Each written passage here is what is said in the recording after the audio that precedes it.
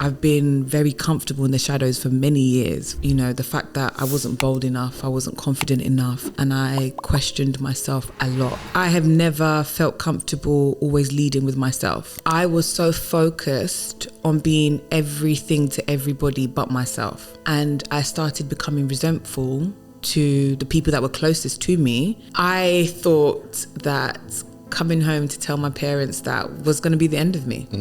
Literally the end of me, Show. Like, what do you mean? Your first year of university and you bring back not grades, you bring back pregnancy. Are you okay? And in that moment, my dad showed me that he wasn't Christian by just quoting scripture. He was actually a doer of God's word. Yeah, he was living it. Living it. And it was a combination of silencing the naysayers. And I feel like sometimes that is the best motivation possible. When I sent her back home, I remember we were living in a hostel, a rat-infested hostel at the time. By the time she came back, we had a lovely one-bedroom flat. Promoted to board level, things were going well. And then all of a sudden, it's like, I'm not fulfilled. You know, any business that relies solely on you, it's not a business, you're still employed. So you're not even employed, you're chained. I couldn't speak to anyone about this decision.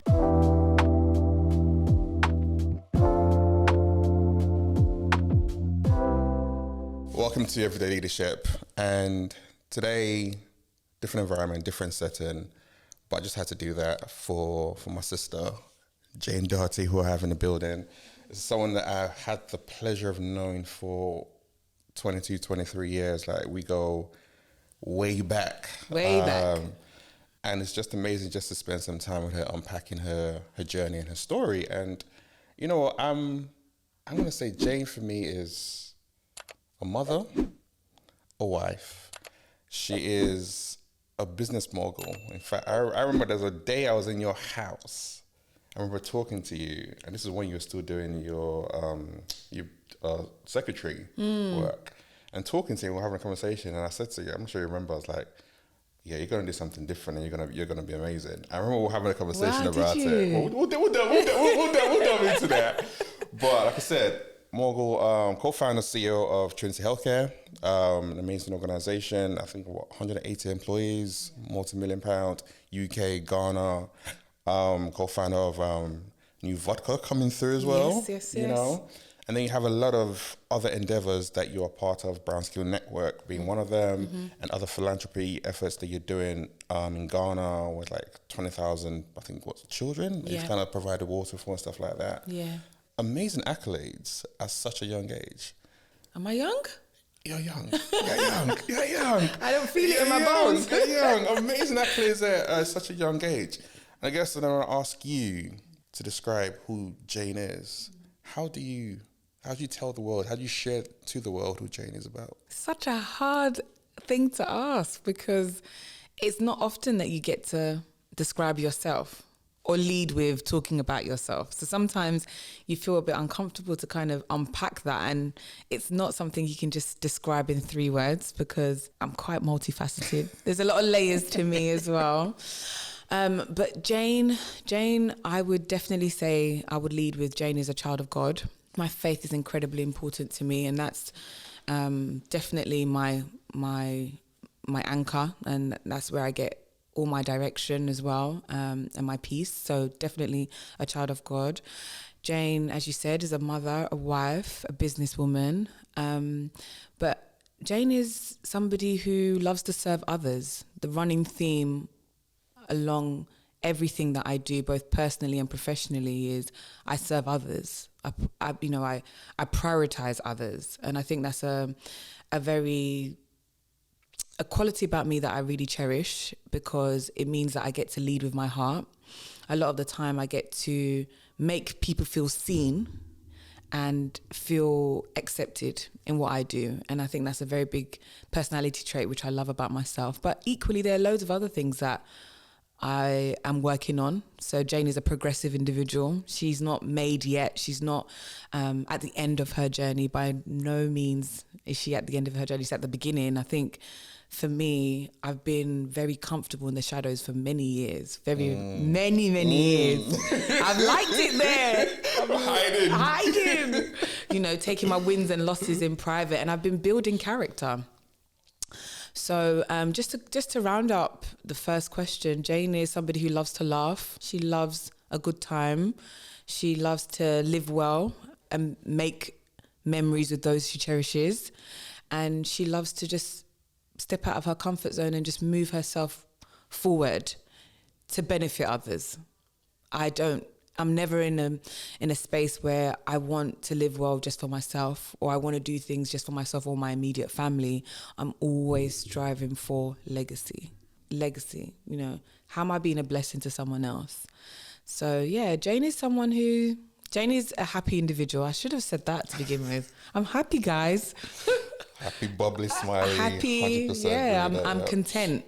I'm happy, I'm content, I'm at peace. Yeah, so Jayne is all those things. I wish I could have wrapped it up a bit more succinctly, but I don't think you need to. Yeah. I think a lot of times people think that I need to, like I said, boil myself down to 3 words or whatever. Yeah. But you don't need to. You don't need to. That's part of the greatness of who we are. Mm-hmm. There's so many elements to who we are that we need to be able to express that as big and as broad as we want to be. Yeah. So that for me is good. And one thing I heard you talk about there is you care about people. Yeah. Everything you do is all about people. So what about you? Yeah, I mean, if I'm completely honest, I have never felt comfortable always leading with myself. That hasn't been my personality. And I don't say it in a way to say, you know, oh, I'm just so meek and I just think of others and I don't think of myself. That's actually been my reality where, I mean, I was a teenage mother. So I've been looking after somebody almost my whole life. And I also have younger siblings, so I've always had to be thinking about others.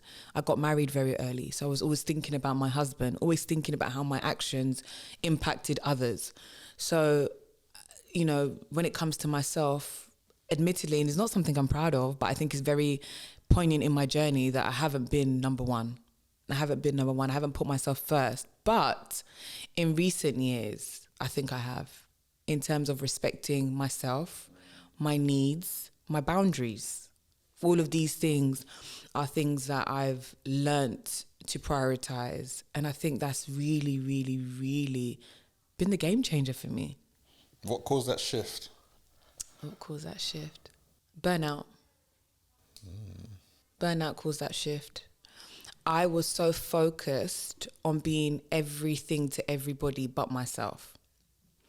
And I started becoming resentful to the people that were closest to me because it was like, I'm not asking for help. I don't feel comfortable to ask for help because I don't want to lean on anyone and get disappointed. And I also don't want to burden anybody as well because my expectations can be a bit high. So I used to just put a lot on myself. Then I started getting resentful that, why are you guys not seeing that I need help? And then that was a key message to me as well, because you can't assume people can read your mind. You can't assume that, you know, they love you so they should be able to know what you need. You need to love yourself enough to know what you need. And then you can teach people how to love you how you need, or you can share how you need to be loved or need to be supported in certain ways. But you can't assume that of everyone. And I think that's what really prompted me to be like, look, I'm tired. Like, I'm tired of being tired, that kind of tired. I'm tired of being tired because Jayne is always tired. So I was tired. I was just tired, Shope. And I just thought to myself, look, Jayne, it's about time you start putting yourself first. Even things like, you know, people see me and they're like, oh, Jayne's always been glamorous and that kind of thing. But things like making it a priority to always go and get my hair, my nails done, me time. Things like, you know, going away with girlfriends or taking time to say, look, I just want time to myself in my room alone, or I'm going to go for a drive by myself. No, it's not selfish. I just need that time. All those things which I, you know, define as self-care. Those little moments of me time that I always kept on pushing to the back burner. Now I don't compromise on those things at all, you know. Even if I'm in the car for 20 minutes with the engine off, just being still. Just being, by yourself. By yourself. Like no one needs you. Listen, it's just you. You know, mothers to sons will know how this is. You could be in the toilet. Your son is knocking down the door. Mommy, please, just 5 minutes. 5 minutes. They're like, no, they want to be in there with you. So it's like, you just never had that time for yourself to even process your own thoughts. Yeah. And it became so apparent when I started the business that, girl, you cannot survive if you don't take time to decompress. Especially working in the health and social sector, you're dealing with heavy stuff. Heavy stuff, day in, day out, where, you know, whether it be suicide attempts, different self-harm attempts, different allegations towards your staff, just different, you're fighting fires constantly. So you just realize that the only way to do that and do it well is to look after yourself. So it was basically that. It's either you look after yourself, Jayne, or you cannot continue to steer this ship. Yeah. And it was that. It was very much, okay, so if you're not around, then who will? Mm-hmm. Who will? So I thought, nah, I need to change my strategy. It's a powerful lesson to learn. Yes. In fact, I have this talk that I gave where I said good leaders are selfish. Yeah. I remember the first time I put it out there, people were like, what are you talking about? Mm-hmm. That's so counterproductive. I was like, no. If you're going to be everything and give everything to everyone, you need to be selfish. You need 100%. To have that time for you to decompress, think, clarity. Strategize. Just move away from the noise that the world's around you. And then that allows you to come back a lot more creativity. Clarity. Like, you can just show up differently. Yeah. And people are like, no, I can't. I was like, no, you need to. It's so important. So like I said, it's a great lesson for you to learn and be like, okay, but you also saw the impact you're having on other people. Exactly. There are times when people don't see that. Yeah. And people be like, I'm crying out for help. But he's like, yeah, but did you really cry out? What did you cry out internally? Inside, yeah. And no one else heard you. Yeah. You didn't say nothing. Yeah. It's like, yeah, but people used to be so strong. Like, yeah, but again, you can't be the one carrying everything. Yeah. You need to lean on other people for support. Yes. If not, you're never going to be able to make it and do everything that you're supposed to, you've been called to do. Exactly. Called to step into. Exactly. So it's such a powerful lesson. And it's interesting. You mentioned, obviously, Trinity Healthcare. If I was to wheel it way back, younger you, 0 to 10 you. What were you like then? Wow, 0 to 10 me. Can I remember her? 0 to 10 me. You know what? I grew up in a family. There's 5 of us, five children. There's 4 girls, 1 boy. So a lot of my childhood, I can remember noise, and I can remember you have to speak up in order to get heard. Closed mouths don't get fed. You understand? Yeah. We had to, there was always a lot going on, either bickering here, fighting here. I remember beefing my brother constantly, and now he's like my best friend. But yeah, growing up, it was a lot of activity, a lot of noise, a lot of fun. But I think as a child, I remember as a child and going through my teens as well, I think I was a very insecure child and very a child who had very, very low self-esteem. And when I peel it back, when I really wind it back, because I've done a lot of reflecting as I've grown up, and I've had to really ask. I haven't been through therapy. I do really advocate for therapy, and I think it's a great thing. But I feel like I'm very self-aware as well. Mm-hmm. So the time I spend in my thoughts and really peeling back the layers, I'm able to ask myself some of these challenging questions and find out, why did I respond to certain things in a certain way? And, where did that come from? Where did that emotion come from? And I think as a child, I did find that, I was very, I lacked confidence and I had low self-esteem. And I think that came from growing up in a strict African household. You know, my dad was a local preacher. My mum was a professional. She was a nurse. So there wasn't really room for error or room for nonsense, that kind of environment. You better toe the line and do as you're told, that kind of thing. And sometimes when you come from a very strict environment, you kind of stifle the ability for the child to think creatively and also express themselves and also articulate themselves, because it's very much do as you're told. And don't justify, don't explain yourself. Just do as mum and dad have said. And I think sometimes, and I've learned this as a parent myself, you need to give your child the opportunity to express themselves. Yeah, because you're really stifling who the essence of who the child is if you don't. I'm not blaming my parents. I think, growing up in that environment also gave me a lot of fantastic tools and attributes to my character now in terms of discipline and respect and all of those things. But when I look back at who Jayne was as a younger girl, those are the things that stand out more. You know, the fact that I wasn't bold enough, I wasn't confident enough, and I questioned myself a lot. And I think it came from being around an environment where you were always...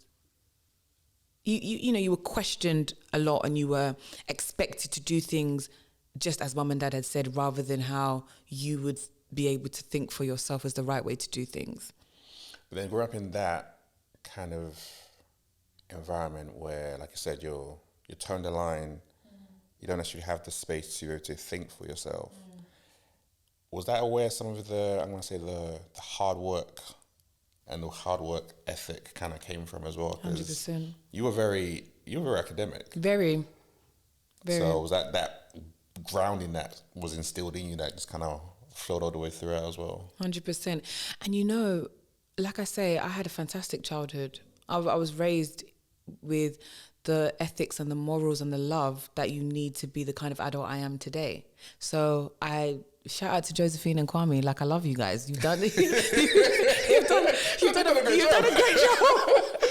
And when you look at my siblings, they're fantastic human beings. Yeah. And apart from the fact that they're all successful in their own individual remits and industries that they operate in, they're just beautiful, beautiful human beings. And those of them who are parents, they're fantastic parents as well. So, but yeah, definitely growing up in that kind of environment, my dad really, really honed in on education. Education was everything. You know, my dad would say, I don't care what you are in terms of which industry you want to operate in, what qualification you want to do. I just want you to be the best. That's what Dad always used to say. And he drummed that into us constantly. You have to be the best. You have to, excel when it comes to your education. So when my sister wanted to go into fashion, you can imagine.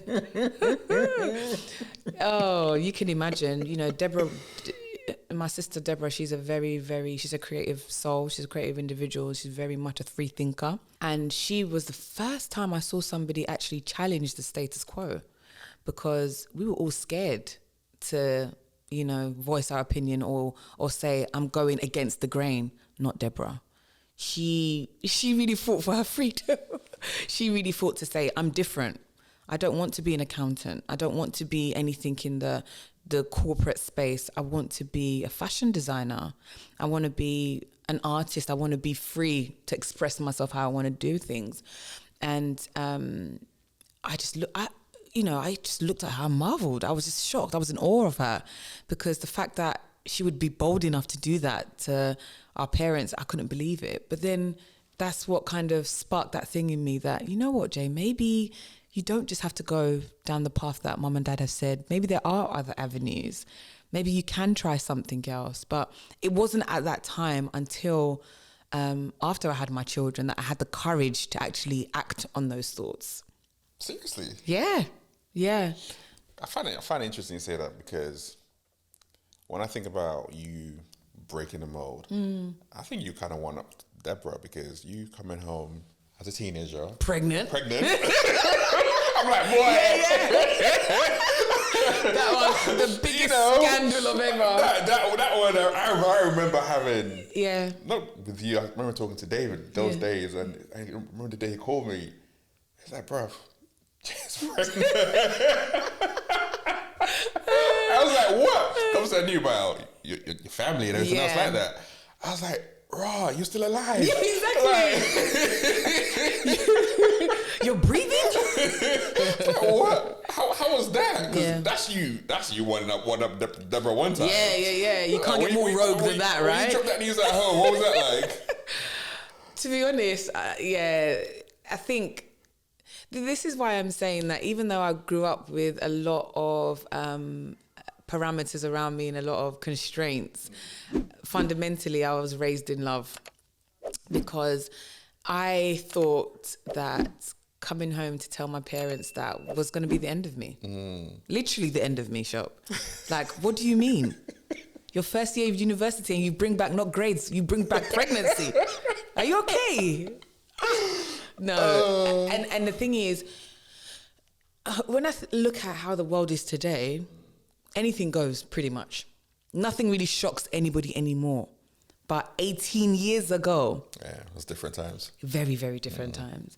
In a traditional African household, yeah, you're definitely the black sheep for that. But funnily enough, my parents didn't respond in that way. They really... And my parents and my siblings really just embraced me and put their loving arms around me and were like, look, you're in a situation right now. We're going to work through it. We're going to get through it, you know? And at the time I thought, I mean, I guess I can be very vulnerable here and be very open, and I hope your listeners don't bash me for it. But at the time I thought I was going to have to go through an abortion, because what other option did I have? I wasn't married, definitely, out of wedlock, first year of university, I wasn't working, had no income, had no savings, had nothing really. So what was I planning to do? So I went to my parents that this is what's happened, and don't worry, I will go for an abortion. And my dad said, absolutely not. That's what he said to me. He said to me, you will not do that. And I remember, I think in that moment, I think my soul left my body, in the sense where I don't think I processed anything he said after that. I was just crying because I couldn't believe that. I mean, obviously, when you grow up in a traditional, you grow up as a young child with your parents, you want to just please your parents. You do everything to make them proud. And I knew that I had brought shame on the family. As I said, I mean, you're the son of a preacher, Shope. You understand this. Oh, trust me. Yeah, I know. You understand the weight of this. I thought, I've completely disgraced my family and I brought shame on the family. How could I do this? And how am I going to make this right? So for me, I thought making this right was to say, I've made this mistake and I'm going to correct it by doing this. And it just shows you how vulnerable and innocent my mindset was at that time. I didn't appreciate the magnitude of the fact that I was bringing a life into this world. I just thought, I've made a mistake because I've got pregnant out of wedlock. I need to correct it by doing this. When my dad made me actually realize that would be the biggest mistake of your life. Yeah. It's you powerful. know? Yeah. Very powerful. And in that moment, my dad showed me that he wasn't Christian by, just quoting scripture. He was actually a doer of God's word. Yeah, he was living it. Living it. Yeah, that's a difference. That's a difference. Yeah. And my dad actually showed me what God's love is, which is forgiving, which is patient, which is kind, which doesn't hold account of wrongdoing. And yeah, in that moment, I just realized, just based on how my parents reacted, that, okay, it's going to be okay.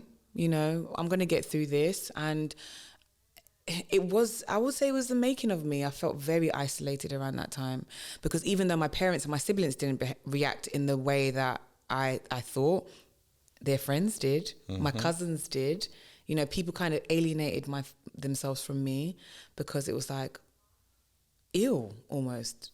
You feel that judgment. The judgment, the shame. Especially when you're in certain communities. 100%. Everyone's just looking at you, saying something, casting aspersions. You disgrace your family, yeah, all that kind of stuff like that. Yeah. And also, what are you going to do with yourself now? Yeah. And you know David back in the day. David was the Mr. Popular, the top boy, hot boy. So Nifty. He was nifty those days. Nifty DJ. So there was a lot going on at that time, and I just felt so low, so low, and I just felt disappointed in myself, and I felt like I disappointed God, and I just thought, what am I going to do? What am I going to do? And in that moment, I had to drown out the noise. I heard so many things, people come back and bring things to me, and it would just push me further and further and further. I don't know if I was depressed at that time. I wasn't aware if I was or not, but I just know that I was in a very dark place and a dark space at the time where, I've always been taught that I've got a lot of options before me and I've got a bright future ahead of me. In that moment, I didn't feel that. I couldn't see that bright future ahead of me. But fortunately, I had a very supportive and loving family. And also the grace of God really pulled me through that dark time. And sometimes as well, we go through things not because of the devil or the enemy, but it's the making of us. Yeah. It's the making of us. And it's also a way to bring you closer to God. Yeah. And so you can't minimize those things, and you can't take away those parts of your journey. They don't make it, for me, that makes it more beautiful. It does. Those tests really make the testimony more powerful. And I remember just spending a lot of time by myself during that time, because, as I mentioned, my friends had different priorities. They were going to the clubs. They were dating guys, doing this and that. And I was pregnant at home wondering, what am I going to do with myself? So it's around that time I really carved out, okay, Jayne, what does your next 5 years look like? And that's when I started thinking strategically, and then also backing it with prayer. Yeah. So I would sit down, okay, what do I want to do? Okay, I don't want to be pushing my daughter without, it rains a lot in England, let's be honest. I don't want her to be wet all the time. I need to start driving. I'm talking about basic level. I had to build myself up step by step. I want to start driving. Okay, before my baby comes. Okay, fine. I need to go and get a flat. Okay, what do I need to do? Okay, by this time I want to move to this area because the schools are better there. I started thinking more strategically, because now I don't only have myself to be accountable for. You got daughters to look after. I've got a life that I need to be, and I wanted more for her instantly. So I had to think, okay, right. So by the mere fact that I'm pregnant now, it means that I'm going to be a year behind my peers. So, right, Jayne, what do you need to do to graduate with your peers? I need to go to summer school. So I completed my degree in summer school so that I can graduate with my peers. And then after that, it was like, okay, fine. I want to go into this profession. What do I need to do to give me the competitive edge in that profession? Okay, I need to go and do my master's. Okay, I need to go and do my professional qualifications. So I did those things whilst having a baby because I wanted to give her more. And in that time, I wonder what David would have thought of.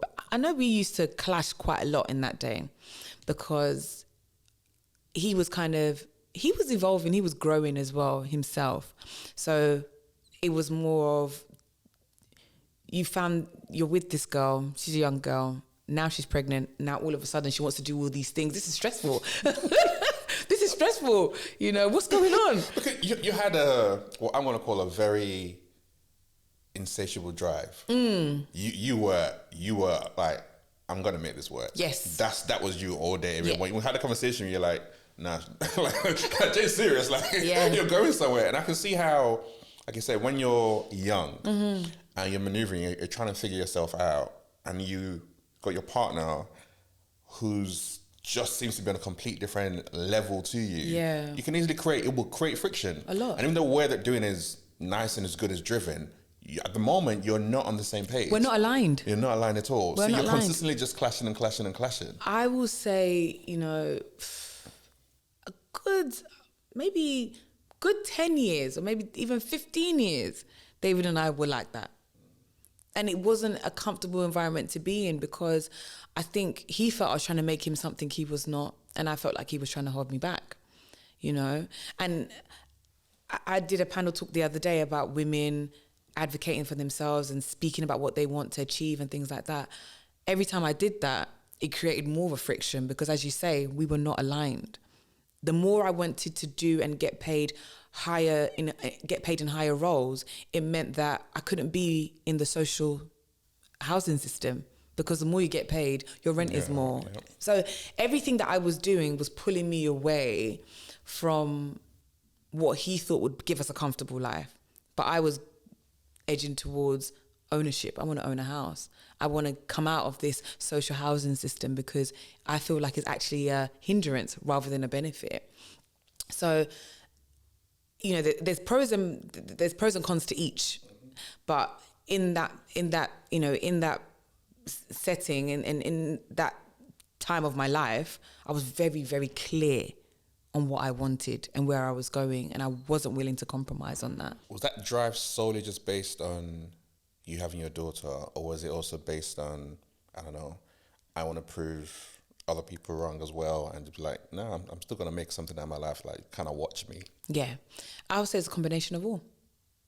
the family I came from, I mean, I had a mother who would do a 12-hour shift, come home and cook and sort the kids out, and then do her postgraduate.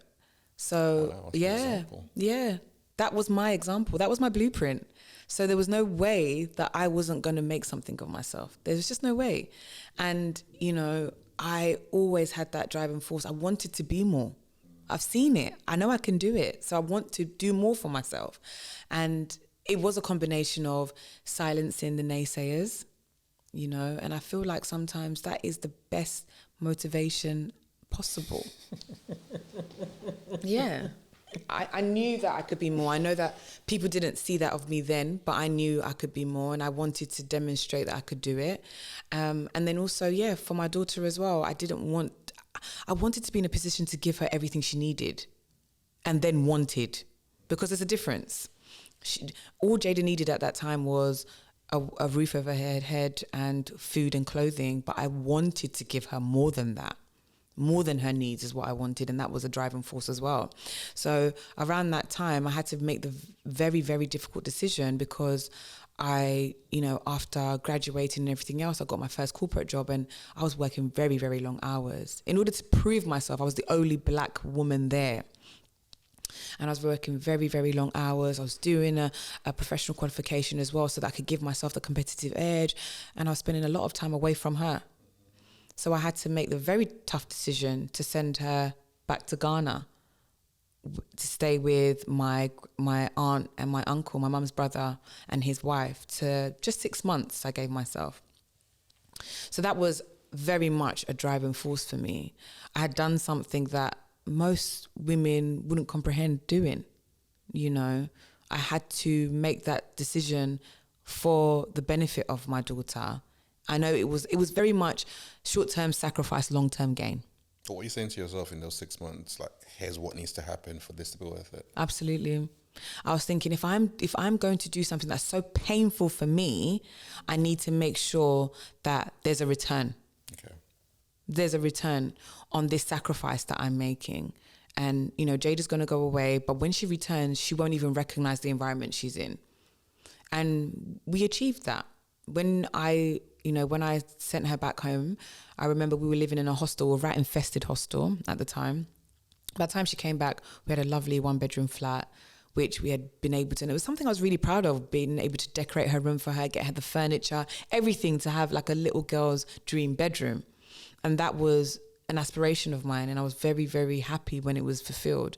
And we were able to bring her back exactly, you know, within the deadline that we had set ourselves. And we were both in jobs that we were secure financially at that time. Still working hard, still striving for something, but at least we weren't living hand to mouth as we were before she left. Yeah. So all of these, you know, when I think about all these different milestones and think about all these difficult decisions that I've had to make, they were all for the greater good. They were all to get me to that next level. You know, always pushing myself to that next level. But then you're doing that, you've made that ultimate sacrifice. You're rising actually in your trajectory in your corporate career. Yeah. So you're doing really, really well. You started doing some new exams. I remember that's when I came to your house as well that time. You're doing some exams at that point in time. Yeah. And you're like, yeah, this is the plan. I'm going to do this. And when I finish that, and then what changed? What changed? Because you did a whole pivot. Yeah. I was like, what? Complete 360. I was like, pardon? Like, what happened? Like, this is not where I thought you were headed or where you were going. Like, what happened? I didn't think I was headed there. I did not think I was headed there. And even till now, when I think back at it, it's the biggest shock of my life still. Because as you say, I was that girl. I had given myself a very, very, very clear plan as to what I needed to do to hit these key steps in my career. And as you say, I was getting it. I was promoted to board level, things were going well. And then all of a sudden, it's like, I'm not fulfilled. I only realized that when I was on my maternity leave the third time. So I actually used my maternity leave as a time to really have the difficult conversation with myself and actually plan my exit strategy, because I realized that the corporate career that I was desperately trying to achieve wasn't going to help me fulfill purpose. What was missing? what was missing? All I can remember is I just wasn't fulfilled. It felt like I was on a constant cycle and a wheel of, okay, this promotion, okay, more money, okay, fine, this new deadline, pressure, reporting to your bosses. All I was doing was just making my bosses, all my white male bosses, richer. That's all I was doing. There was a ceiling. I was the only black girl there, and I just felt so unfulfilled because they didn't see me. In fact, they didn't care about me. I was just there to fulfill what they needed. They would take all the credit for all the hard work I was doing. And then even though I felt they were promoting me, it was pittance compared to what they were getting. You know, so I just felt unfulfilled. I felt unappreciated. And I felt, look, there's more for me. So during that time, during my maternity leave, I started seeking God like never before. Almost aggressively, actually. Like, God, I know there's more for me. Show me. I need to leave. I need to pivot. I need to move. And as usual, God doesn't do things in our timing. So as I say, it was my third maternity leave. So my boys are, my two youngest children are 2 years apart. So it took a while before God revealed what he had in store for me.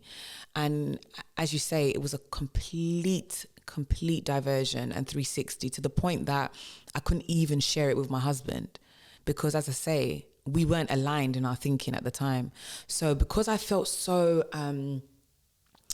unsure, I felt so unsure and so out of my comfort zone that am I doing the right thing? I didn't share it with a lot of people. And sometimes as a leader, it's like that. You know, you have to be almost delusional in your thinking. When you have that conviction, Shope, that I'm going to do something that is wild. I'm going to do something that is completely against the grain for my family. This hasn't been done in my generation. This hasn't been done in my family. We don't do this. We're academics, apart from the one free thinker.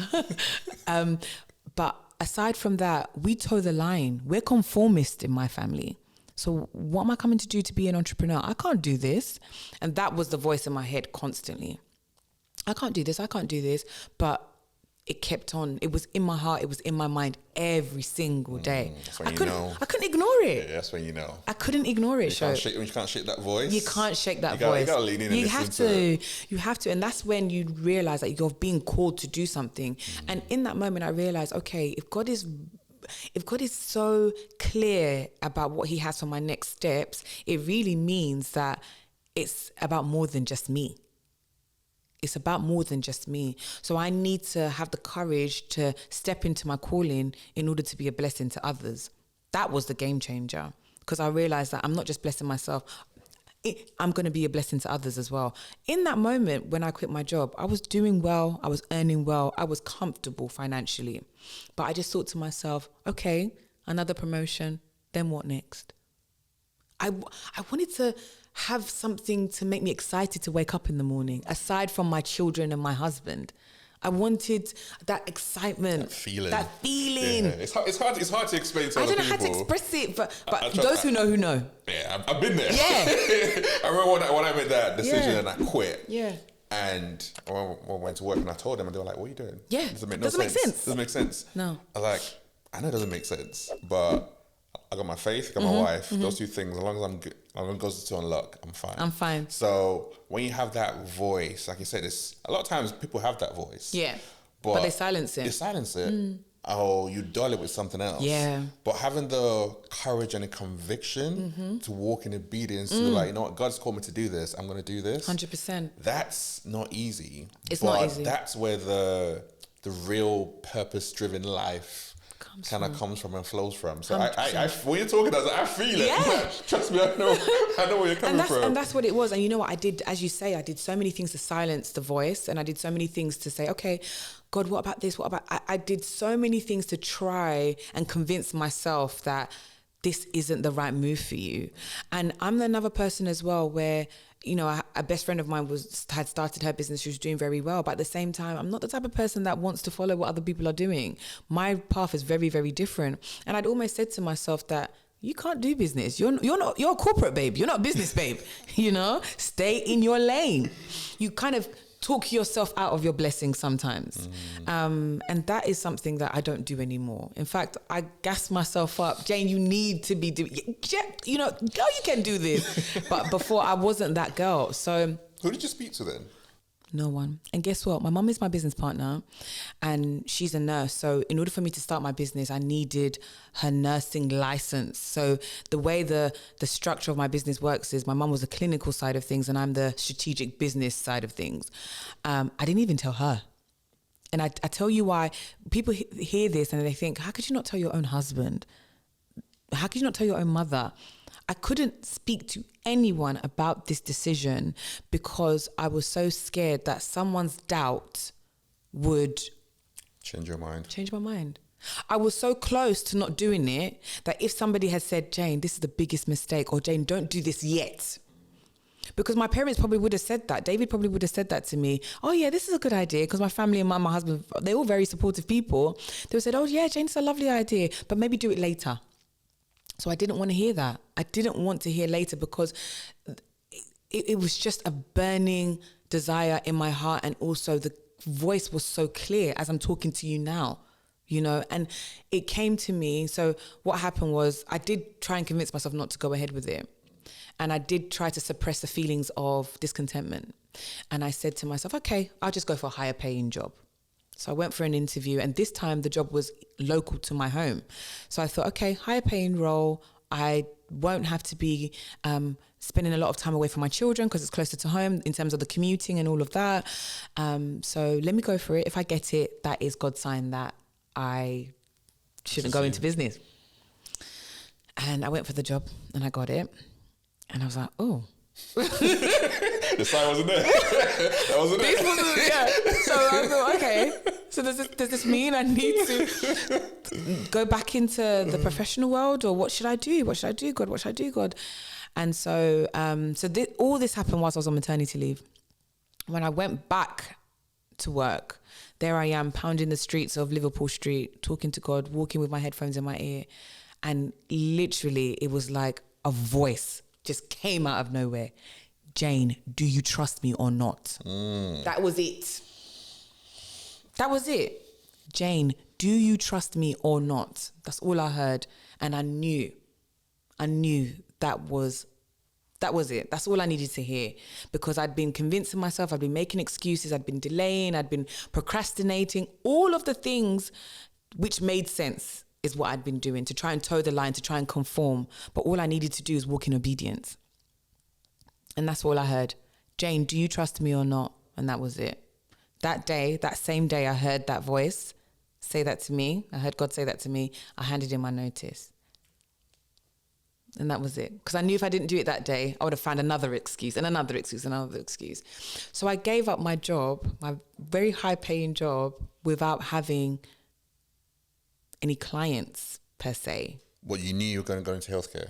I knew I was going to go into healthcare. So what we had done is during the time of my maternity leave, we had set up the business. We had registered the business. We had done our CQC registration. We had done all the policies. We had our registered manager interview, and all of the things that you needed to do to be compliant. We had done it. And we had set up an office in my spare bedroom in my house. And so I had the foundation there, but I had no business. Why healthcare though? So why healthcare? I didn't go into healthcare because I knew anything about it. That's why I always say to people that a purpose-driven life doesn't always make sense to you. Everything's been orchestrated before you even came here. So the healthcare element came out of it. My mum had always wanted to, she's been a nurse for about 30-something years, and she wanted to do her own venture. And I said to her, look, I'm seeing a lot of people do this and they don't have the experience and the skill that you do. Let's go into partnership. Let's do something, because I'm not fulfilled at work. I'm not happy at work. I'm going to support you. Let's do this. And she was like, as most African mothers do, she was very hesitant. They're very risk adverse, my parents as well. She didn't want to do it. And she said, I don't know anything about business. I just know about how to be a nurse. And I said, that's all you need to know. Trust me, I'll do everything else. You just do the nursing bit and I'll do everything else. And that's how it started. Because other than that, I did start a business beforehand, actually. This is taking me back. I started a jewelry business with my cousin. And it was more of a passion project because I've always loved fashion. I grew up with a sister who loved fashion. My mum loved fashion. So it was a passion project, which I started again in my son's, when I was maternity leave with my son. I'm always starting businesses on maternity leave instead of resting and looking after the child. So I started that business during maternity leave, and I didn't know anything about business at that time. I didn't do a business plan, didn't do any financial projections, didn't do any competitor analysis. I didn't do anything. I just thought, I like jewelry and fashion. Let's do this. And we just took pictures online and said we were online traders. Didn't go anywhere, as you can imagine. But that taught me a valuable lesson. So failure is actually a very key thing. You know, sometimes you need to fail. Sometimes things don't need to work out in order for you to learn how to do it better the next time. So I knew that if I was going to make this a serious business, which will eventually allow me to leave my job, I can't do it like I was doing the jewelry business. It can't just be a passion project. I need to put the right infrastructure in place to begin with in order for it to grow like an actual proper business. And that's what we did. So we set up the company, did the management structure, accounting, record, everything we did like we were starting a proper business. And I just used the skills and the education because I did a business degree.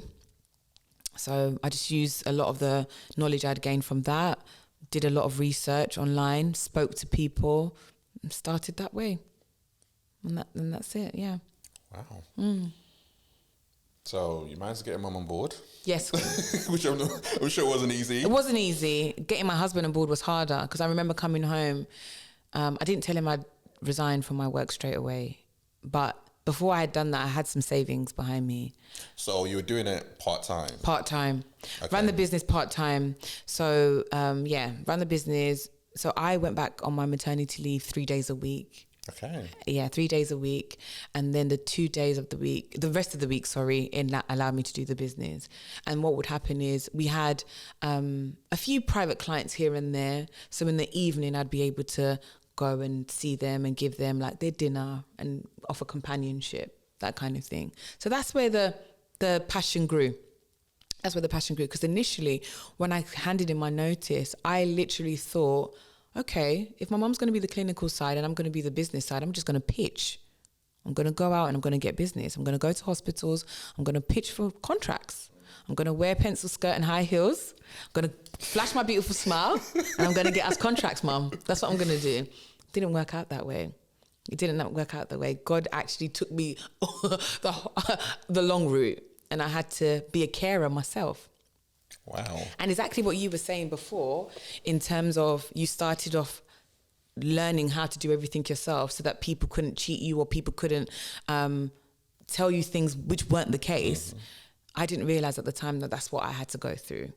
So before I could recruit people and before I could have certain expectations of my team, I had to be that member of staff myself. So you had to go through everything. I had to go through the care training, had to learn on the job. My mum would teach me how to do a catheter bag, how to, do personal care, how to, dress wounds, all of those things that I had no clue. Like I said, I was in the corporate world. This was so far removed from my reality. I had to humble myself all the way down and learn from scratch. That's what I'm thinking, that I can't imagine someone being in a corporate space, you're doing really, really well, you've quit, now you're running your own business and you're on the ground, frontline, cleaning, frontline, wiping, yes, doing everything, feces, yeah, everything. That's the whole complete opposite, everything, of the glamorous lifestyle in the corporate city, yes, to doing that, and the perks we used to get in the cities and the dinners, and we used to travel as well. And was there any time when you were doing that in your head, you were like, have I made the right choice here? No. And I tell you why. That voice I heard when I was walking to work that day. And like I said, I didn't make this decision without thinking about it carefully. I was on maternity leave for 1 year. That's a lot of time to think. There's a lot of time to put things into place. And I knew that once I had made my decision, there was no turning back. And I'm the type of person, hence why I've been with my husband this long, 23 years or whatever it is. Once I'm committed to something, I will not look back. I will not look back. So I knew that if I'm walking in obedience and I'm walking in faith, it's not going to make sense to me now. Everything isn't going to be aligned. Everything is not going to be handed to me. That's all part of the journey. That's all part of the process. So did I cry? Yes, I cried a lot. And I'm not a crier. I cried a lot and I was frustrated a lot. We didn't even take money out of the business for the first 3 years. So all the things that I had become accustomed to, the lovely dinners, the holidays, the way I used to live, the cars I used to drive, I had to rein it back in. I had to bring myself all the way down. And it was a very, very, very, very, very, very good lesson in terms of dying to self and serving others. And that's where it came from. It was the making of me, you know? I remember my mum trying to quit so many times. And I used to say to her, Mum, you can't quit your own business. How do you do that? Listen, you took a woman after 30 plus years. I know. You put her in a situation. I know. She was frustrated. Honestly, my mum deserves so much credit because this is not what she signed up for in her retirement. She said to me in the beginning, I'm giving you 3 years. And I said, don't worry, I'll do it. You trust me. Da, da, da, da, da. It took longer. It took longer and the process was hard and it was challenging. And imagine, you know, doing the payroll, doing the recruitment, doing the strategies, doing the policies, reporting back to the regulator, doing the personal care, getting new clients. It was a lot. It was a lot. And she was frustrated because she's not a business person. She believes in getting your qualification and letting your PIN number and your credentials speak for itself. She's never had to beg or beg or plead for clients. Yeah, sales is not in her. Sales is not in me. But when you're an entrepreneur, you become things that you didn't even realize you needed to be. You become everything that your business needs you to be. Step into it. You step into it. Once you're called, you're called. You can't. Just gotta figure it out when you're doing it. You have to figure it out. You have to figure it out. Okay, right, we've got this complaint. Okay, right, let's figure out how we're going to do this. Okay, our service user has passed away. We no longer have that income stream. How do we pay this overhead? You figure it out. You know, okay, you've got capacity issues. You need to look for more staff, but you haven't got the hours to secure the staff. Figure it out. So we had to do the work ourselves. We couldn't, you know, our job wasn't attractive to a lot of the carers or the nurses out there because we couldn't give them guaranteed work. We couldn't give them consistency. So we had to fulfill the work ourselves. And you know what? It was the biggest blessing because by doing it that way, we were able to create a standard. We were able to, in that moment and during that season, we were able to hone in on what our unique selling point was. In your industry, that's key. Key is everything. Yeah, because you have a high turnover rate of staff. Yeah. So being able to be like, no, we're quality standard people. 100%. People just stay with you. 100%. But it's hard to do in the beginning. So you doing that on the ground, I can see how that would have made a massive difference. It was the game changer. And that was our competitive edge. We didn't need any consultant to tell us that. We didn't know that at the time. But that's what I'm saying, that when you're doing a business out of passion, out of a purpose-driven business, you're not seeking profits straight away. The profits come from doing a job well done. You know, when you do the job well, the profits will come and your name will be established. Your brand will be established. You know, after years of carving out that niche, we no longer had to tender or bid for clients. The commissioners will be calling our phone down. You know, referrals will be coming because we have a block of flats, for example, and we've looked after Mrs. A. She's told her neighbour, she's told her daughter. Her daughter's told a friend who also has an elderly mother. And that's how it started. But initially, it was a sacrifice. we didn't go to family gatherings. We didn't go to meetings with our friends, because you have 4 calls a day, for example, and you need to be in the locality, because if you're going somewhere else to go and have a jolly because you're going out on the weekend or something else and you need to do a call, how are you getting to your client on time? It was a big sacrifice for many, many years. We put our life on hold in order to move the business forward. So it was a matter of, sometimes we'd be commissioned for maybe 30 minutes a day, or 30 minutes for a call, or 40 minutes for a call. We were given an hour. And you speak to most business people and they'd be like, that doesn't make any sense. It doesn't make financial sense. I wasn't thinking about financial gain then. We were just thinking about doing our job well and serving our customer well. And that's what set us apart. So we didn't go in there with a game plan, but just that willingness to serve our customer and be everything our customer needed is what gave us the competitive edge. Did you ever think it'll be this big? Never in my wildest dreams. Never. Never, never, never. And I tell you, Shope, as well, that's the reason why now anything, any direction, anything I hear God tell me to do, I do it without questioning. Because it's literally walk in obedience, do as I say, and all things will be added onto you. That's what happened. People ask me, how did you get... I don't know. It's not me. People would say to me, oh, because I remember when I started the care business, it's like, oh, you're doing care. So many people do care. All the aunties do care. That phrase. I hate that. Well, people say that. So many people are like, do you know how many million people there in the world? Yeah. And you know what? So many people do care. So many people do everything. You can't reinvent the wheel. You know, right now I'm sitting in a podcast studio where there's hundreds of podcast studios, but this is a beautiful one and I feel amazing and feel comfortable to share my experiences in it. And the same way, so many people do care, but they don't do care like me. You have to have that confidence in your source and that conviction that, this is me and no one can do it like me. That's what sets you apart, you know? And it might be an everyday thing. And that's where your genius zones come in to play. Something that you could do so seamlessly that others find it difficult to do. And I'm personable. I can sit in a room and talk to anyone and that person will feel acknowledged, recognized and seen. And doing that for my clients, and my mum is the same way, that's what it was. And not just for our clients, our staff as well.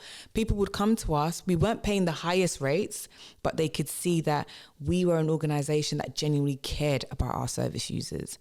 And they wanted to work with us for that. And not only cared about our service, we cared about them as well. So, they have a bereavement in their family. We're sending them flowers. We're sending them a contribution.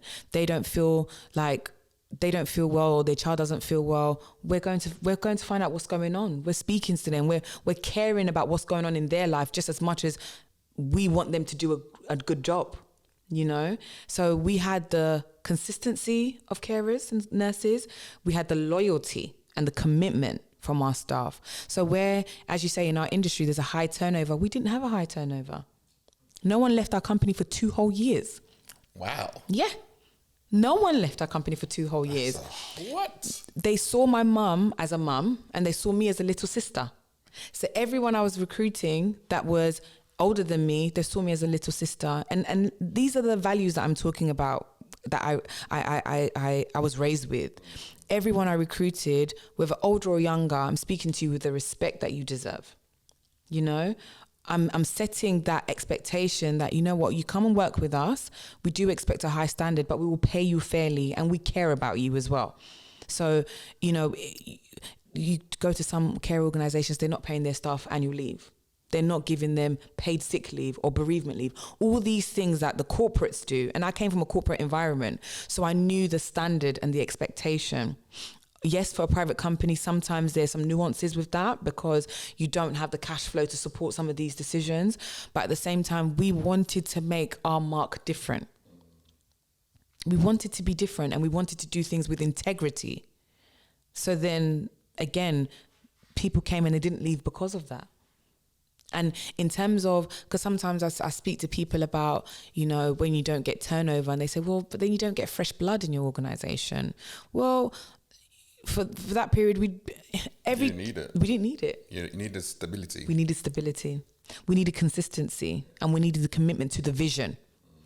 And when it comes to being ahead of the industry, because obviously you need to stay ahead of the curve. You need to be seeing what your competitors are doing to make sure that you're not behind.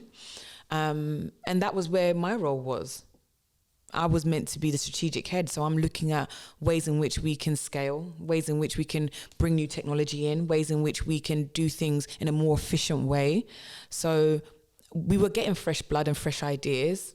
That was my remit. I didn't need to have so many new members of staff to do that. So in every juncture, we reinvented the wheel, but we kept the same consistent thread, which was excellent service with compassion. And that was it. We just simplified it. We didn't try and do anything too fancy. We just kept it simple. Excellent care with compassion. That's all we did.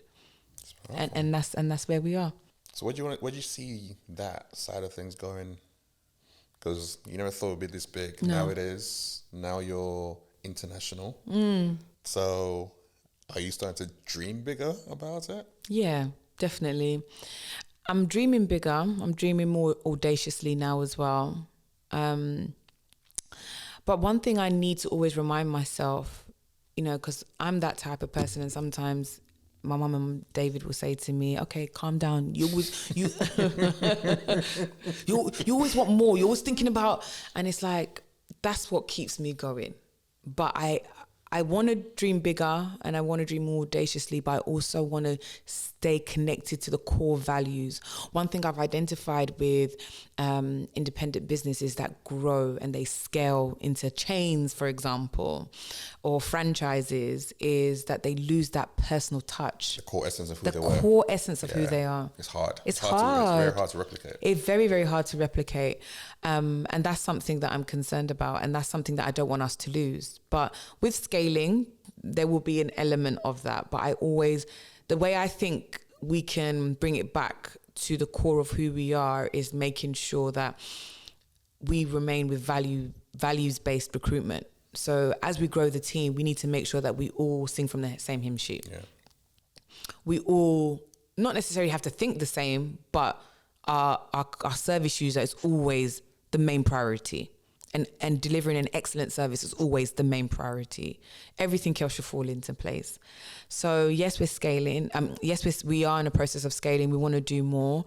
I'm thinking, so right now the business is multi-7 figures. I definitely want to go to 8-9 figures eventually. But that when you're in our industry, getting massive also reduces quality. So there's a lot to think about as we grow, a lot to think about. We're thinking about acquiring more smaller businesses and scaling that way. And also, you know, our branch in Ghana, we're also thinking about, because we've got a clinic there, you know, are we going to get bigger premises? Are we going to maybe think about a hospital? There's a lot of ideas on the table. But again, I always want to make sure that God is leading. Yeah. Because I think sometimes when things are going well, it's great. But you need to remember it's not by my own strength. As he provided it all, he can easily take it away. So I always have to remind myself that, okay, God, what is it that you want me to do? You know, as your vessel, where do you want to take us? Where, you know, how are we leading? How are we moving this forward, but in the way that you want us to move it forward, you know? And make sure that we're still blessing people, but in a way that makes sense to us. Yeah. We can't do everything and can't be everything to everyone, but we just want it to be authentic to us. We want it to still remain just true to why we started, and receiving care that feels like home, care that feels like family. It's still rare.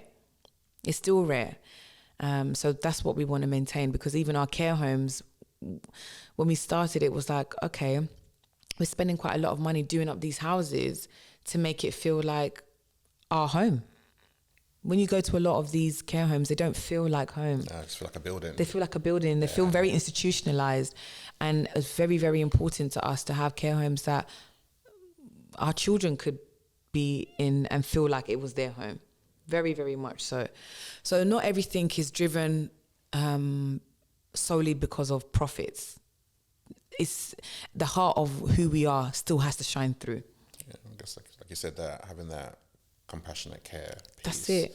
That kind of leans into that heavily. And then you mentioned Ghana. I think when I think about the journey you just went through, growing the company, 3 kids, doing really, really well.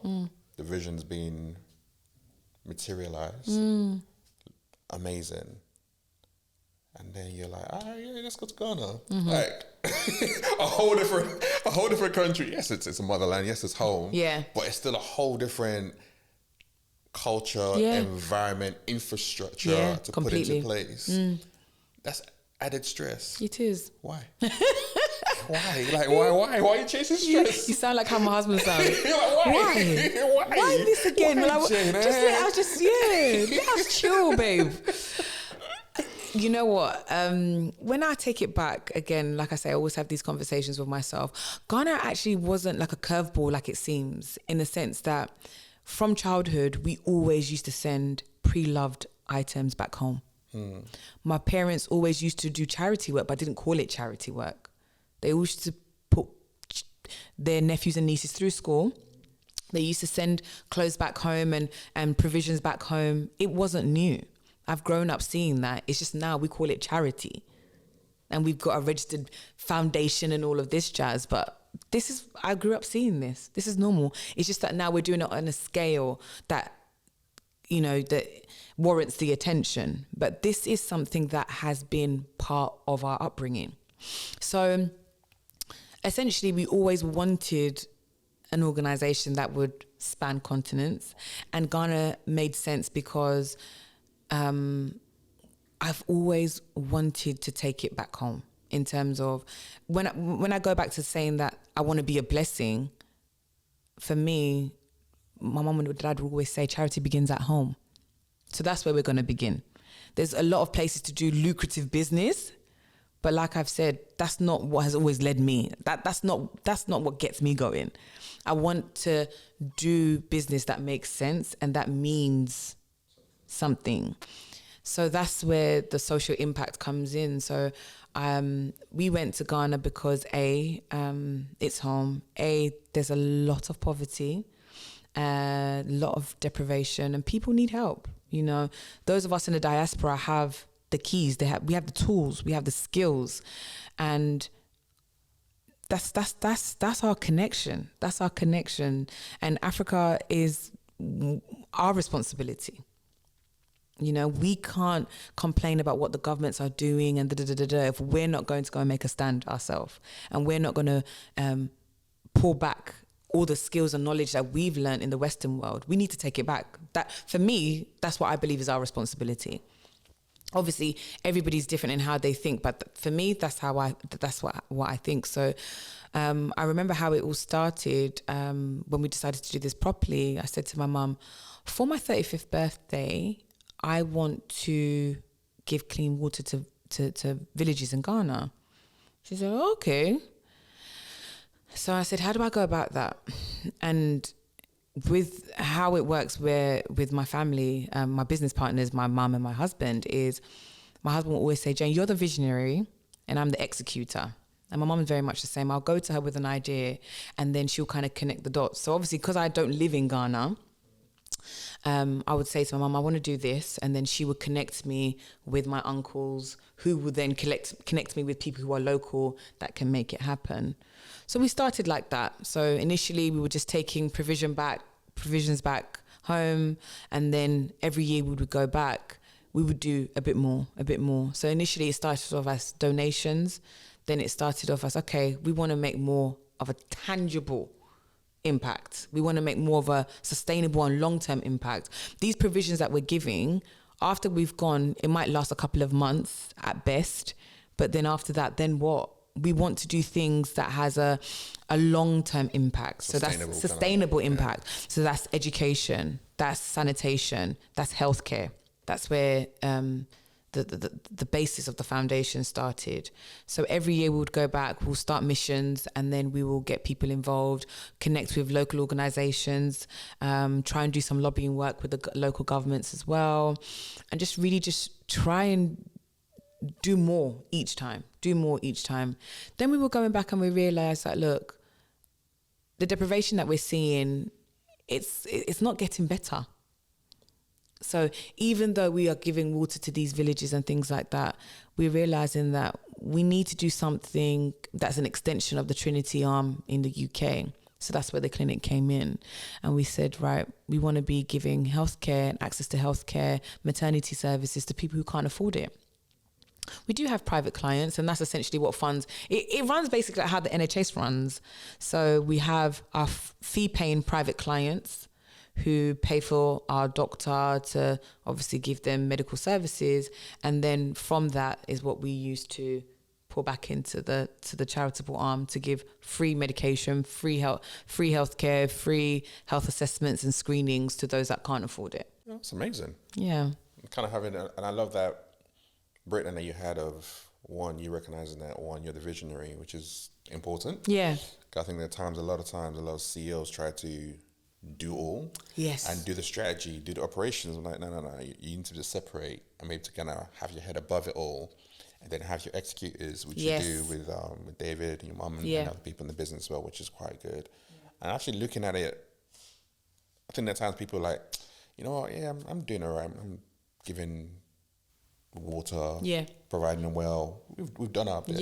Yeah. But you've been able to be like, no, we can do more to actually create something that's really sustainable and something that's actually going to be like generational and impactful.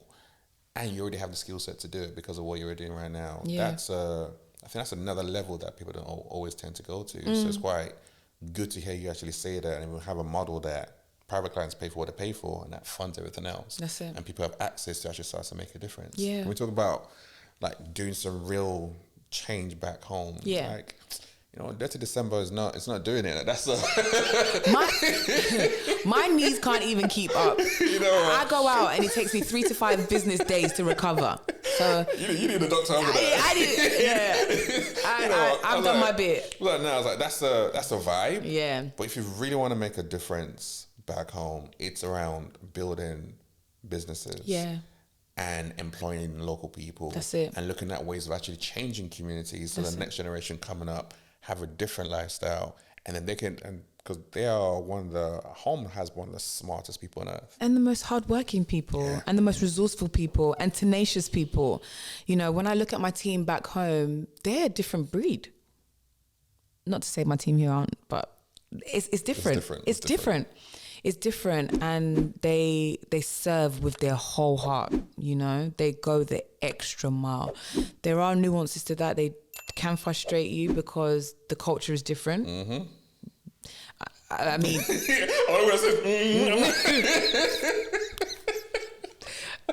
That's another conversation, by the way. It can frustrate you, but it's a work in progress. Yeah. We've come a long way. There's still a long way to go, but you know, I feel like if you don't start, you never will, because there's more to put you off than for you to actually get yourself involved. And I did a piece of work with the British High Commission in Ghana, and we were talking about people in the diaspora coming back to invest back home, and we did speak about the barriers to investing back home, and there are a lot. Because the lack of transparency and, you know, the infrastructure is just it's progressive. It's still not what it needs to be. But even with all of that, I feel like there's still change to be made. And I feel like those of us back home, even though we think, oh, Africa's problem is much bigger than me. But if everybody does their little bit, we're moving Africa forward. You know, and that's always been my mindset. And like you said, it's a generational thing, it's a legacy thing. For me, we're only here on assignment for a period of time. After we've gone, then what? Our time has to stand for something. We have to be about something more than just what you see here now in the physical. There's more to us, and we've been called to do more, you know? So as much as it can be frustrating, I know that the purpose, again, being used as a vessel, the purpose is a lot bigger than you. I'm frustrated in the moment because my staff are not getting what I'm saying, but I know that the long term, a whole load of people are going to benefit from this. So we keep going, we keep moving forward. And when it comes to like our development projects in Ghana, I think that even working with men who are not used to working with women is another thing altogether. You work with a contractor, you work with a foreman, they won't even give you eye contact a lot of the time. They're not used to taking instructions from a woman. It's very difficult for them. They can't comprehend it, especially when they see me with David, where he's got that stature of a boss as well. So they see me behind him like, oh, that's it, his madam, you know, she hasn't, she's just there to look good. Like, and then you start talking, you're like, huh? Yeah, exactly. And I'm checking them, you know, the architectural plans and why a beam needs to be moved from there and this pole and that, and they're thinking, what's this? It's just unfamiliar. So there's a lot. We've got a long way to go, a very, very long way to go, but I see it moving forward. I really do. I know it sounds, again, delusional, but I feel like we're doing well. There's definitely more to go, that can be done and more to go, but we're doing well. We are doing well. So that's going well. Yeah. I'm going to briefly touch on two things that you're involved in. One is the Brown Skin Network. Yes. I'm not going to go into that much because, just spoiler alert, we're going to have a different podcast. Yeah. We're going to have the whole crew all up in here. The girls will be here. I'm going to be completely outnumbered, but I'm looking forward to it. You can hold your own show. You're fine. I'm looking forward to have that proper conversation. But you've got that, which you're spending a lot of your time involved in. You co-created that. Yeah.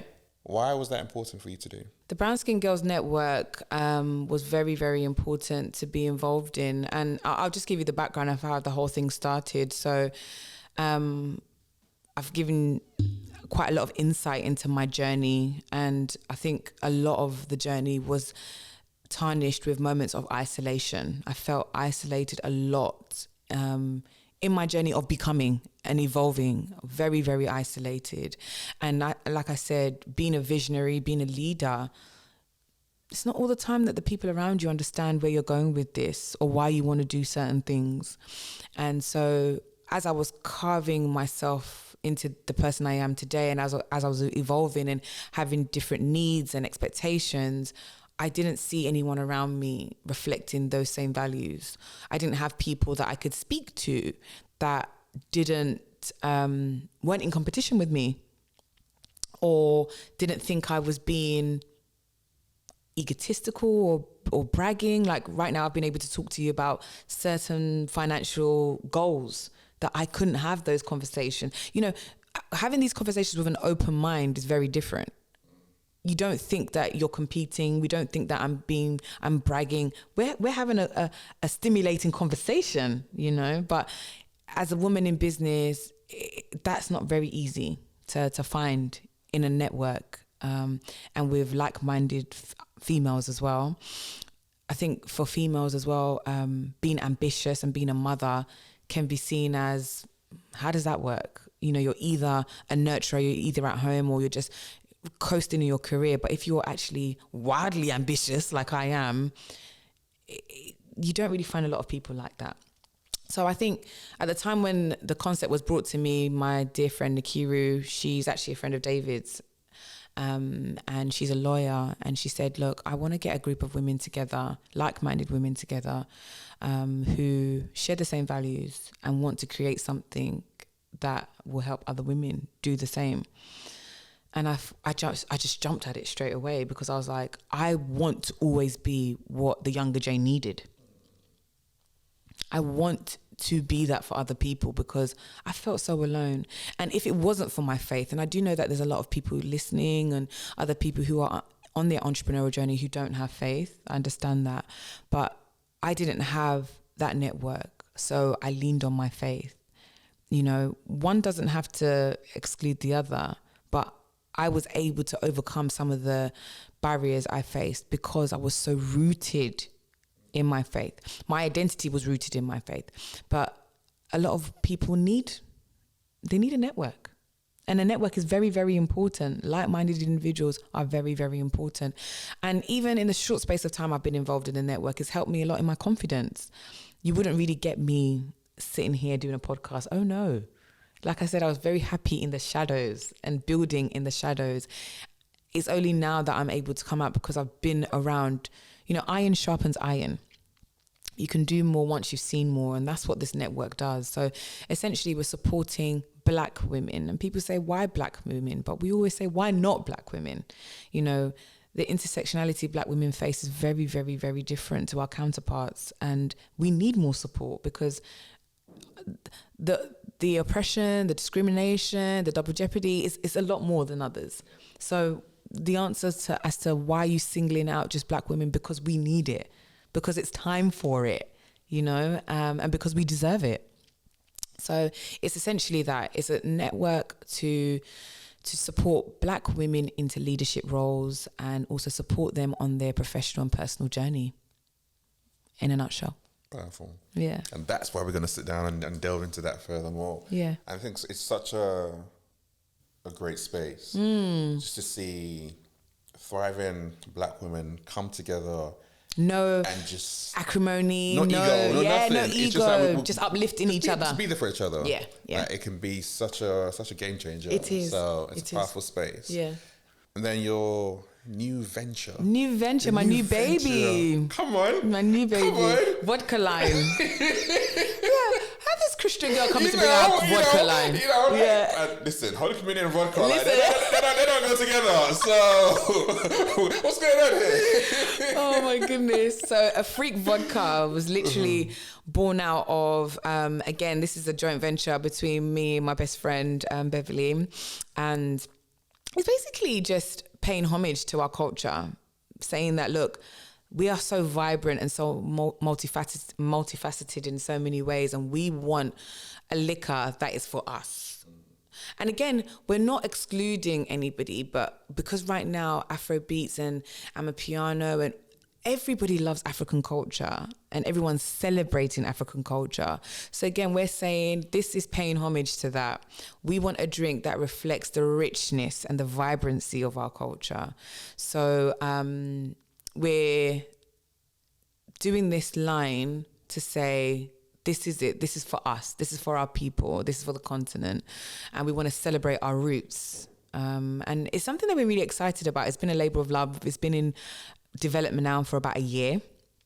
We've gone to a number of distilleries. We've got 3 flavors that we're launching with. So we've got a plain vodka, we've got a mango and pepita, and then we've got an apple and coconut. Wow. Yeah. I don't know what pepita is. It's papaya, but it's a sexy name for papaya. Love the marketing. I love the marketing. Okay. I'm like, let me go Google what pepita is. Yeah, what pepita is. Yeah, so it was very much so. It's a socially conscious brand as well, because where the ingredients come from and where the origins of the fruits come from that we use for the vodka, we want to give back to the local farmers that we're supporting in production of the vodka. So yeah, it's basically coming back full circle. We're celebrating the culture, but we're also helping the farmers that help us get the ingredients for the vodka. So yeah, it's an exciting time, and I think people are intrigued because you don't really get females in this space. Yeah, you don't. And we found, even from our short time being in this space, that it is very male dominated. We've got some business partners who are males, and again, they're like, this doesn't happen. But it's exciting for us because, again, we're pushing the narrative forward. Everything I do and my business partners do, we're trying to open the gates for other women to come through, other Black women to come through. So it's another purpose-driven venture, which I'm very, very excited about. Yeah. Wow. So what do you want? All the different things that you are doing, I'm sure there's more to come. What do you want your legacy to actually be? I know you're very legacy driven. So I'm curious, like, when you think about it, what do you want that Jayne's legacy to be about? Wow, that's such a powerful question.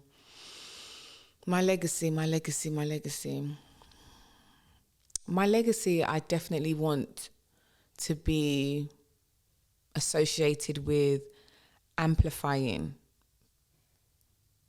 the voices of marginalized people, people who aren't in a position to advocate for themselves. I want my legacy to be about amplifying their voices, the forgotten people. And I think very much I identified with that for a long time. Like I was overlooked. I felt that way. I was overlooked. And I think now I'm stepping into my light. I'm stepping into my calling. I'm stepping into my purpose. And I very much want to do that for other women. I want other women to be seen, and not just women. If a man looks at me and he gets inspired by me, I'm that's a blessing, you know. But I think I can only speak to, as I say, my younger self. And my younger self needed somebody who would speak life into me, would make me feel seen and see my potential before I had arrived there. And I want my legacy to be about that, you know, really, really supporting women out of the shadows into the forefront to live a purpose-driven life. Very much so. I love that. Why did you stay in the shadows for so long though? I was working on myself. And if I'm perfectly honest, I'm still working on myself. As I said before, I'm progressive, I'm evolving. We all are, we all should be. But I just didn't have the confidence before. And I tell you why. It's because in my mind, why does anyone want to hear from me? Why does anyone want to use my services or buy my product? I didn't see my worth. I didn't identify myself with having anything that was worth having or worth anyone wanting. And it's taken me a long time to really, really work on myself. And I think, like I said, being last place on my own list, not everyone else's, but being not giving myself the priority to shine or to invest in myself. That's another thing. You have to invest in yourself, whether that be through courses, education, your networks, being intentional. You have to invest in yourself. And I think I didn't get the time to invest in myself because I was raising children, trying to be a good wife, trying to build a business, all these things that I didn't realize it was still shaping me, still making me, but I wasn't pouring back into me. And now, as I say, I do not joke about myself anymore. I really, really, really love me now. And for me to be able to say that, that's such a big thing, Shoaib, honestly. Powerful, it is. To say that I like myself, to say I love myself, it doesn't sound facetious at all. It's what we should all be aspiring to do. And we all should do. We're all unique and just wonderfully and fearfully and wonderfully made in our own way. And we should embrace that of ourselves. And I think it's only now that I'm getting there. I'm almost 40, I'm 37. It's taken me a long time. And I think that's the beauty of growing. The more you grow, the more you love yourself. I hope that is what is happening for most people. The more you grow, the more you become comfortable in who you are. Yeah. And comfortable and accept yourself. I'm not perfect. I'm flawed in so many ways, but guess what? I love myself and I love who my creator made. And I don't want to change me. I want to grow, I want to develop, I want to evolve, but I don't want to change me. And to come to that place of acceptance is so liberating. When I hear you say that, I go back to two things that you said right at the start. Mm-hmm. One around your dad saying, do whatever it is you're going to do, just make sure you work hard at it. Yeah. When I look at your story of even you having Jada, it was like, I'm going to work hard at that. Yeah. The business, I'm going to work hard at that. Every single thing, you've kind of done it, not what they thought it was going to look like, but you stuck to that ethos. Yeah. And then I go back to the second thing you said around not necessarily having this space to think for yourself or just being told what to do. Mm. It seems to me very much there was a change in you where even despite all the achievements you had, you were still operating that way of just doing and doing and doing. Mm-hmm. When you slow down and you stopped and you started to think for yourself and you started to ask yourself questions, that's when that reemergence of who Jayne is 100% came about. 100%. And you've hit the nail on the head. I had to, in the journey of being so busy doing so many things, I had to be still. In the moment of being so busy doing so many things, wife, mother, business leader, CEO, I have to be still. There are times when I can have so many emails, so many messages to respond to, and I choose not to because I need to be still. I need to be still and prioritize myself. And in those moments, your voice is very loud in your head. Mm-hmm. The voices in your head are very, very loud. And the things you say to yourself as well are key and are very loud. And in those moments of stillness, your faith, your peace gives you that, it centers you and it brings you back to who you are at the core. And that's why I really, really, advocate for people to spend time with themselves, because really and truly, times when I would spend time with myself in the beginning, I didn't like who I was becoming. That's why people don't do it. Yeah. It's yeah, scary. It's scary. It's scary. You have to ask yourself very, very hard questions, and you have to be accountable. And I realized that in building the brand and building the business, I was becoming a perfectionist. I was leaning into my masculine energy. I don't think that's a negative, but I was stepping away from the femininity that makes me into the wife that my husband wants me to be, the mother that my children want me to be, because I felt I had to be this, the boss, the person that pays the bills, the person that does all these things that in my mind I had to do in order to fulfill the CEO role well. In actual fact, no, I didn't. I didn't need to be all those things. I just needed to be me. And being me is actually just a little bit of all those things. It's amalgamation of all those things, but not in its extreme. I don't have to be extreme with it, I don't have to be so hungry for the next goal or so hungry to achieve this or outdo this or outperform that, or the numbers don't always have to be yes, they have to be on an upward trajectory, but they have to go up, but sometimes it doesn't always have to be so driven on that. Is the service still being delivered in the best way? Are my team still happy? Are they empowered to do the job when I'm not there? Mm-hmm. Because a big part of my learning, especially within the last 5 years, is rather than working in the business, is working on the business. Yeah. That has been key for me, because I remember before I started employing managers, doing everything, I couldn't see clearly. I'm too close to the detail. I needed to step back. So now, yes, I can travel several times a year and not have heart palpitations. Got the right people in place. I've got the right people in place. I've got the right infrastructure in place.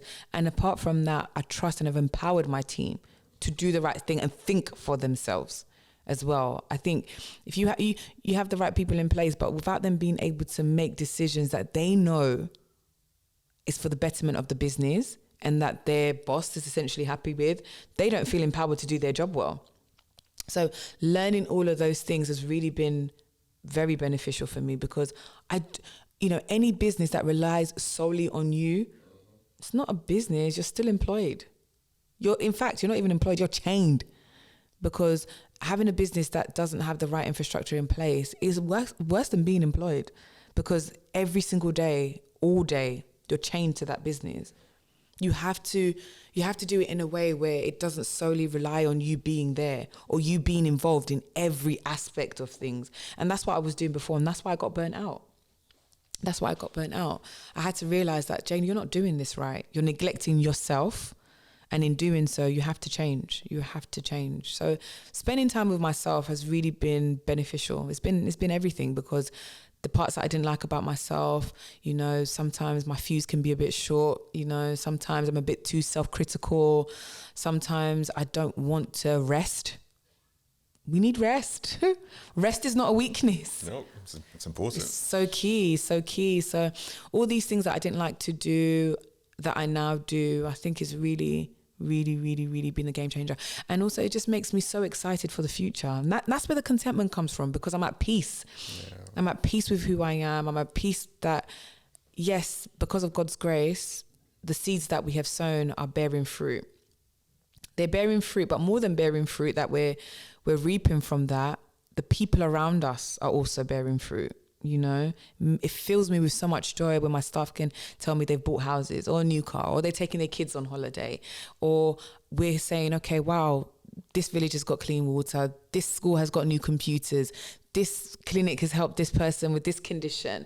All these things that we're being able to do, it just fills me with that contentment and that joy and that peace that, yes, the direction God gave me, the word God gave me in the beginning, do you trust me? And I want to use you as a vessel. He is doing that because I'm allowing him to. You know, I'm co-creating with him. Yeah, it's flowing through you. Through me to be able to do it. Yeah. And for me, that's where I get most peace, because it's like, okay, this is a purpose-driven life. I'm not doing something based on what's trending. That doesn't fill me with peace, because as quick as it's trending, it will be out the next. I'm not interested in things like that. I want things that are sustainable, things that have longevity, things that build in our legacy. That's what means something to me. How do you define leadership? How do I find it? How do you define leadership? I think for me, leadership is service to others. Leadership is continuous growth. Leadership is sacrifice. And leadership is, as I've said before, leadership is also accepting that you're wrong. Leadership is taking accountability. Leadership is being a risk taker. I think when I look back on my journey and what I've been able to do, I've taken risks over and over and over again. And I took the risks not always knowing that they were going to work out, but I had the conviction that this is what the business needed. So leadership is being a risk taker and also being reflective. Being reflective is so key. I need to look back and know that, okay, if that wasn't a wise decision, why not? And how am I going to improve it next time? You know? Leadership is evolving constantly, staying ahead of the curve. Leadership is education, learning your craft, perfecting your craft, and unlearning some things as well. So leadership, as always, I can't give you one answer. It's all of them. It's all of those things. Leadership is all of those things. And leadership is also enjoying what you're doing. Yeah. Enjoying what you're doing. Leadership is empowering those that are around you to step into that leadership role as well. I'm going to add something to you there. It's leadership is modeling. And that's something that you've done really well. Oh. You've been able to, like I said, there's so many people that you have impacted that you know and you don't know about. And that's one of the reasons why I'm like, when you say like, I was in the shadows, I'm like, no, Jayne, you're doing bits. Like you're doing amazingly well. And people get encouraged, especially at a time when people sometimes say that you can't see what you can't be. And having that representation there is something that you definitely do. But holding it down as a woman of faith, holding it down as a wife, a mother, and those elements being really core to who you are, being very, very value driven, amazing person to be around. Like every time we was together, it's always good vibes, always jokes. Like honestly speaking, from day dot, and that's why for me, like even in this conversation, you've modeled so many different things. I know that so many people can be able to relate to. So I appreciate you. I'm super proud of you. Aww. I know there's going to be so many things more to come from you for sure. Thank you, Sure. But this conversation has been absolutely dope, man. So thanks for coming to share. Do you know what? I have to say that I have been able to bare my soul. And it's been nice because often you probably wouldn't even do this with a girlfriend. But to be able to feel comfortable enough to be this open and this vulnerable, it's such a special thing. So kudos to you for having such a relatable and transformative podcast, because there's so many out there, but none like yours. So well done. Well done. I'm proud of you too, Sho. Thank you. I'm crying. No, joking. Now, for real though, like I said, there'll be a part 2 coming with the whole crew. Yes. The Brown Skill Network will delve into the stories, what the network's about, and the impact that you already started to make, and where you want to take it to as well. Because I think that's such a powerful conversation to be had for sure. So I'm looking forward to. We're looking forward to coming. Part 2, man. I'm gonna straight as I leave here. I'm gonna say, girls, if you know. I think some of them might cry on the day, I'm sure, because we go deep here. So, but Listen, that's all good. I'll have the tissues ready. Have the tissues ready. I don't mind. I'll bring it. But I think, the conversations need to be had, and I've really enjoyed my time with you. So thank you. It's been an absolute pleasure. Thank you. This is Everyday Leadership. We'll see you soon. Thank you.